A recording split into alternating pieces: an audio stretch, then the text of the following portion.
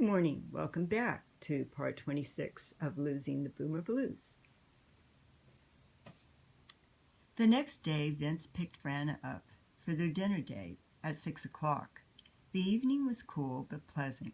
The couple drove to Fisherman's Wharf and arrived at Aliota's restaurant shortly before sunset. Vince had reservations for two in the back corner. Fran couldn't help to think that he was up to something, and her imagination was running wild. As a waiter seated her, she said, "I've always loved this restaurant." After she was settled, she looked out the window and remarked, "I love the view of the Golden Gate Bridge, with the beautiful sunset as a backdrop." "You look breathtaking tonight, Fran. You look handsome yourself. I love that tie." "It was my dad's tie. My mom gave it to him in the 80s. It depicts the song, 'I Want to Hold Your Hand.' It was their favorite Beatles song." "Oh, how sweet."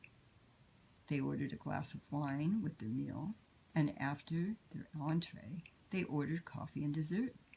The waiter brought them a delicious strawberry cheesecake. Suddenly, before Fran had the chance to pick up her fork, Vince was beside her, down on one knee. He had a blue Tiffany case in his hand. Trembling, she reached for it as he popped the lid, revealing a simple solitaire diamond ring sparkling in the candlelight. Glancing lovingly at Vince, she exclaimed, "Oh, Vince, it's beautiful." Behind her, the sun had gone down, and the candlelight flickered as he asked, "Will you marry me?" "Of course I'll marry you." He put the ring on her finger, kissed her hand, and said, "I think we need to make this a permanent arrangement." "Are you thinking my townhouse or your studio?" Laughing, Vince answered, "Not my studio.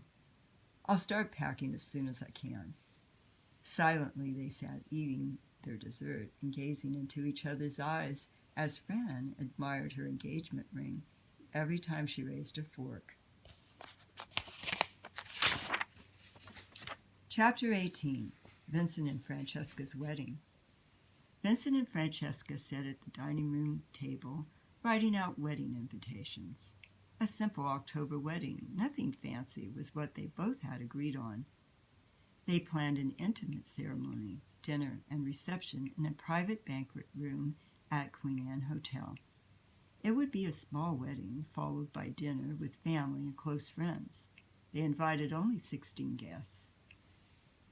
Both Vince and Fran's great-grandparents had immigrated to America shortly after they were married in Sicily in the late 1800s.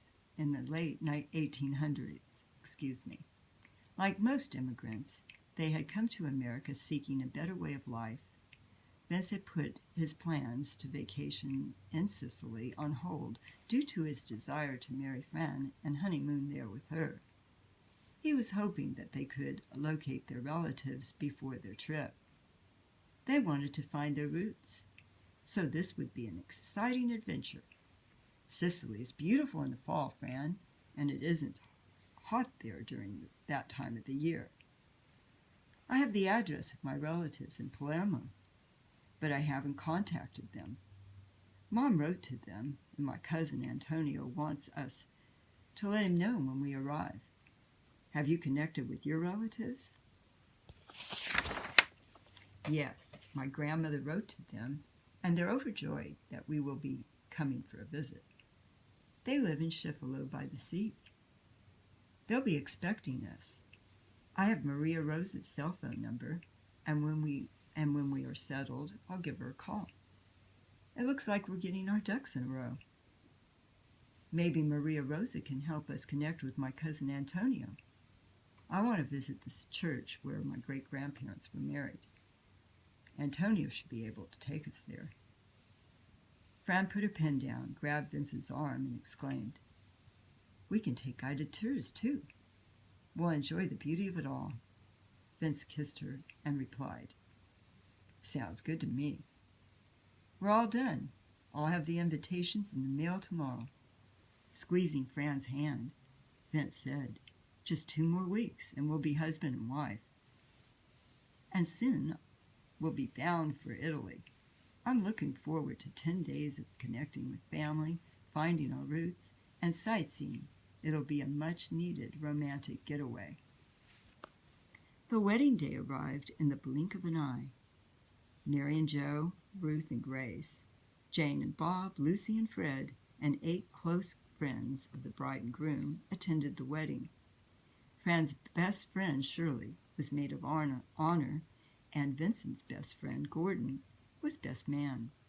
The ceremony was quick, but their vows were sincere and heartfelt, and Jane recorded it. There wasn't a dry eye in the room after they were pronounced man and wife. At the reception, the bride and groom cut the cake. Vince gently fed his bride the first bite, and then Fran did the same for her groom. As they left the reception, they were showered with rose petals by the guests. Mary caught the bouquet, and Jane caught every tender moment on film. Turning around to wave goodbye, they thanked everyone and got into the vintage Rolls-Royce. The driver drove them home and waited while they changed their clothes, grabbed their suitcases, and returned to the car. Before they knew it, they were on the plane, bound for their romantic Italian honeymoon. The honeymoon. Vince and Fran stayed at a charming hotel in Sicily and traveled throughout the area, touring the countryside. When they connected with Maria Rosa, Fran discovered that she had many cousins living throughout Sicily.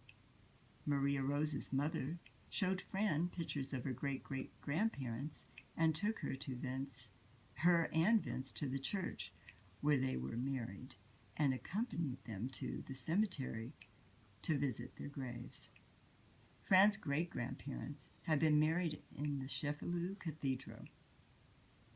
They both fell in love with the cathedral's 2 spectacular Newman towers. Fran couldn't help but imagine how beautiful her great-grandparents' wedding must have been, surrounded by so much splendor. Every day they ate lunch in the little cafe in the square and looked forward to new adventures in nearby towns. They traveled throughout the romantic port town of Sicily on a Vespa they had rented in a nearby village. They walked the cobbled streets and entered several little shops, contemplating special handmade gifts to bring back to their family and friends. All the Italian strangers they came across were friendly and wore bright smiles that turned into laughter when they attempted to speak to them in Italian. Luckily for them, English was a common language most Italians spoke fluently throughout Sicily. Vince located Antonio with Maria Rosa's help. She drove them to Palermo to meet Antonio and his family. Antonio's mother showed the couple pictures of Vincent's great-great-grandparents and took them to the cemetery where they were buried. The home where they had once lived was next to the church where they had been married. Vincent's great-grandparents had been married in the Palermo Cathedral, and on the final day of their honeymoon, they decided to take a guided tour through the catacombs and the cathedral. Walking through the catacombs was a thought-provoking experience, and they discovered that the cathedral was rich in ancient history.